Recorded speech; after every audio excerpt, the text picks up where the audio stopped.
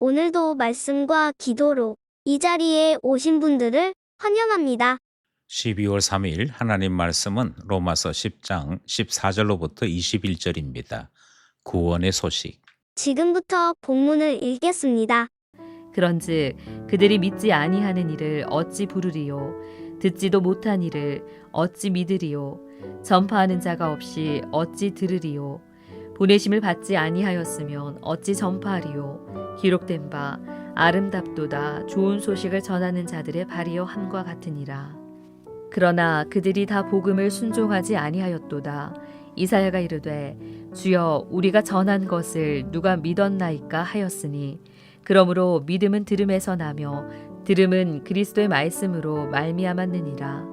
그러나 내가 말하노니 그들이 듣지 아니하였느냐 그렇지 아니하니 그 소리가 온 땅에 퍼졌고 그 말씀이 땅끝까지 이르렀도다 하였느니라. 그러나 내가 말하노니 이스라엘이 알지 못하였느냐 먼저 모세가 이르되 내가 백성 아닌 자로서 너희를 시기하게 하며 미련한 백성으로서 너희를 노엽게 하리라 하였고 이사야는 매우 담대하여 내가 나를 찾지 아니한 자들에게 찾은 바 되고 내게 묻지 아니한 자들에게 나타났노라 말하였고 이스라엘에 대하여 이르되 순종하지 아니하고 거슬러 말하는 백성에게 내가 종일 내 손을 벌렸노라 하였느니라. 본문 해석입니다. 어제 본문에서 마지막 단원의 주제가 누구에게나 열려있는 복음이라는 말씀의 주제였습니다. 누구든지 주의 이름을 부르는 자는 구원을 받으리라. 이것이 마지막 말씀이었죠. 이렇게 보면 구원은 참 쉽습니다. 주의 이름을 부르기만 하면 되지 않습니까? 오늘 본문은 어떻게 사람들이 주님의 이름을 부를 수 있는지에 대해 말씀하시는 내용입니다. 본문을 살펴보겠습니다. 첫 번째 문단은 10장 14절 15절 말씀입니다. 구원의 연쇄고리. 14절 15절은 4개의 수사학적 질문으로 이루어진 구절입니다. 이 구절은 역순으로 정리해야 무슨 뜻인지를 이해할 수 있습니다. 그리고 이해가 되어야 구원이 이런 과정으로 이루어지는구나 하는 것을 발견할 수 있지요. 먼저 믿지 아니하는 이를 어찌 부르리요 라는 말씀으로 출발합니다. 그러니까 주의 이름을 부르는 일이 일어나려면 믿음이 있어야 한다 하는 말씀이지요. 그리고 난 다음에 듣지 못한 이를 어찌 믿으리요 라는 말씀이 이어집니다. 이 말씀은 믿음이 있기 위해서는 듣는 일이 먼저 있어야 한다 하는 사실을 말씀하는 것이지요. 전파하는 자가 없이 어찌 들으리요 라는 말씀이 이어집니다. 듣기 위해서는 누군가가 전파해야 한다 하는 말씀이고 마지막이 보내심을 받지 아니하면 어찌 전파하리요 라는 말씀으로 끝을 맺지요. 그러니까 하나님의 이 말씀을 전파하는 일을 하나님이 보내주셔야 듣게 되고 들어야 믿음이 생기는 것이고 믿음이 생겨야 주님을 부르게 된다 하는 말씀의 고리가 이어지는 것이지요. 보내심, 전파, 들음, 믿음, 그리고 주님을 부름 이렇게 정리할 수 있습니다. 이렇게 구원의 과정을 정리하는 것이 눈에 보였다면 이 과정마다 이어지도록 하나님께서 은혜의 수단에 대해서도 말씀하는 것을 발견할 수 있습니다. 먼저 보내심이라고 하는 말은 하나님께서 누군가를 보내주셨다 하는 것이 포함되어 있지요. 그리고 하나님께서는 교회를 세우심으로 하나님의 말씀을 따라 복음을 전하는 일을 행하고 계시는 것입니다. 그러니 교회를 세우신 하나님은 지금도 하나님의 사람을 보내시는 것이지요. 전파라고 하는 것 역시 마찬가지입니다. 누군가가 복음을 선포하는 일을 해야 합니다. 그래서 하나님은 목사를 세우시고 예배를 이끄시고 그 속에서 공적인 복음이 선포되도록 하시는 것이지요.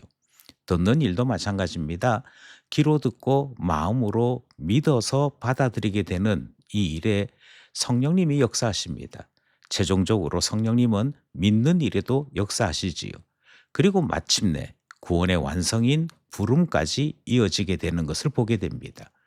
하나하나 그냥 이루어지는 것이 아니고 하나님께서 은혜의 수단을 동원하시고 마침내 구원의 완성까지 이끄시는 것을 본문이 소개하고 있습니다. 바울은 이 구원의 연쇄고리를 또 다르게 정리합니다. 믿음은 들음에서 나며 들음은 그리스도의 말씀으로 말미암는다. 17절 말씀이지요. 15절 하반절에서는 아름다운 발에 대한 말씀이 등장합니다. 바울은 이사야 52장 7절 말씀을 인용합니다.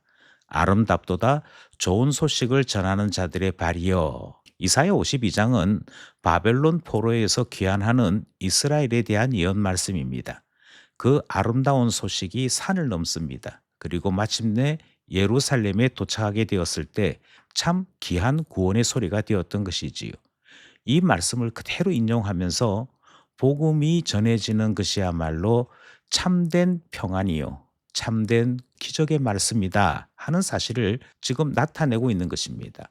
복음은 우리가 죄와 사망의 감옥에서 갇혀 있다가 해방을 맞이하고 구원을 맛보게 되는 아름다운 선포요, 행복한 은혜의 소식이 되는 것이지요.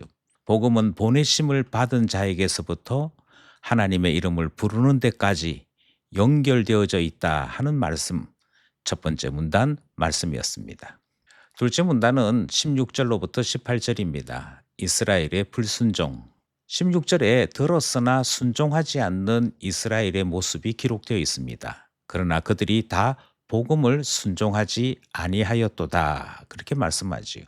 그러면서 이사야 53장 1절을 인용합니다. 주여 우리가 전한 것을 누가 믿었나이까? 여기서 순종하다 하는 말은 단지 듣는 것을 이야기하는 것이 아닙니다. 귀 기울여 복종하는 것을 의미하는 것이지요. 이스라엘은 복음을 먼저 들었습니다. 그런데 참 신기하게도 복종하지는 않았습니다. 그러니까 앞에서 배웠던 구원의 연쇄고리가 복음을 들음으로 시작되어지지만 그렇다고 해서 구원의 완성으로 곧장 이어지지는 않더라 하는 것입니다. 그 예가 이스라엘입니다. 왜 이런 문제가 생겼을까? 먼저 믿음은 들음에서 분명히 납니다. 17절이 그것을 강조하고 있지요. 그러므로 믿음은 들음에서 나며 들음은 그리스도의 말씀으로 말미암는다라고 이야기합니다. 그런데 듣는다고 다 믿음으로 살아가는 것은 아니다라고 하는데 고민이 있는 것이지요. 왜냐하면 믿음은 인간이 스스로 만들어내는 것이 아니기 때문입니다. 복음의 말씀을 들을 때 성령께서 역사하셔야 합니다. 그리고 그 성령의 역사로 말미암아 믿음이라고 하는 하나님의 선물을 받게 되는 것이지요. 그러니 이스라엘을 바라보면서 우리는 경계심 하나를 가지게 됩니다. 그들이 듣지 못했느냐? 18절의 질문이지요. 이 질문에 대한 답은 그들이 들었다는 것입니다. 들었는데도 이스라엘은 믿지 않았습니다.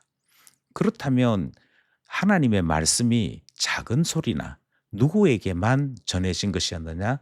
그렇지 않습니다. 시편 19편 4절을 인용하면서 바울은 분명하게 이렇게 선포합니다. 그 소리가 온 땅에 퍼졌고 그 말씀이 땅끝까지 이르렀다. 그러니까 바울의 요점은 명확합니다. 이스라엘은 복음을 충분히 들었다는 것입니다. 그런데 들었지만 믿음이 없어서 불순종했다 하는 것이 16절 말씀인 것이지요. 여기서 우리는 듣기만 한다고 해서 곧장 구원에 이르는 것이 아님을 다시 한번 발견하게 되는 것입니다. 그리고 스스로에게 질문하는 것이지요. 나는 예배에 참석하기만 하는가? 아니면 예배를 통해 복음을 들을 때 순종하여 살기를 원하는 삶을 살고 있는가? 듣기만 하는 것은 구원받은 사람의 합당한 모습이 아니다 하는 점 앞에서 우리 자신을 돌아보게 되는 것이지요. 여기까지 둘째 문단 말씀입니다. 마지막 셋째 문단은 19절로부터 21절입니다. 이스라엘의 변명 불가. 이스라엘이 알지 못하였느냐 하는 질문이 19절에 던져집니다. 바울이 세 번째로 질문을 던진 것이지요. 그러나 내가 말하노니 이스라엘이 알지 못하였느냐. 그리고는 신명기 32장 21절 말씀을 인용합니다. 내가 백성 아닌 자로서 너희를 시기하게 하며 미련한 백성으로서 너희를 노엽게 하리라. 신명기 32장은 모세의 마지막 노래 부분인데요. 하나님은 이스라엘이 우상을 섬기며 하나님을 시기하게 했으므로 백성 아닌 자들을 통해 이스라엘을 시기하게 하시겠다라고 경고하십니다. 이 말은 무슨 말이냐면 이방인들이 복음을 듣고 구원받게 함으로 이스라엘을 시기하게 하시겠다 하는 말씀이 되지요. 이것은 로마서 11장에 더욱더 분명하게 이어지는 말씀이 됩니다. 바울은 이사야 65장 1절의 말씀도 인용합니다. 이사야는 더욱 담대하게 말하는데요. 나를 찾지 아니하는 자들에게 발견되었고 내게 묻지 아니하는 자들에게 나타난다라고 말씀하는 것을 그대로 인용합니다. 이방인들은 하나님을 찾지 않았습니다. 그런데 하나님께서 먼저 그들에게 나타나셨고 하나님의 주권적인 은혜를 베푸셨습니다. 택한 백성이었던 이스라엘은 거부했고 택함 받지 못한 것처럼 보이던 이방인들은 도리어 하나님을 발견합니다. 이유가 무엇인가 하니 불순종 때문입니다. 불순종은 이와 같이 하나님의 구원에서 떨어지게 되는 무서운 걸림돌이 되는 것이지요. 이사야 65장 2절 이스라엘에 대하여 이르되 순종하지 아니하고 그슬로 말하는 백성에게 내가 종일 내 손을 벌렸노라. 우리는 여기서 큰 경고를 받습니다. 우리도 어쩌면 이스라엘처럼 쉽게 들을 수 있다고 해서 제대로 듣지 않는 일을 벌일 수 있기 때문입니다. 그럼에도 참 감사한 것은 하나님은 종일 손을 벌리고 계신다라고 말씀합니다. 순종하지 않는 이스라엘을 포기하지 아니하시고 하나님께서 인내하심으로 이스라엘을 기다리고 계시는 것, 그것을 이사야 선지자는 이렇게 표현했고 바울은 로마서에서 이 말씀을 그대로 인용함으로 하나님의 인내하심이 풍성한 것을 나타내고 있지요. 마지막 문단 말씀이었습니다. 오늘 본문 말씀을 통해서 세 가지 정도 교훈을 기억하려고 합니다. 먼저 복음 전파는 선택이 아니라 필수다 하는 사실을 발견합니다. 보내심을 받지 아니하면 어찌 전파하리요.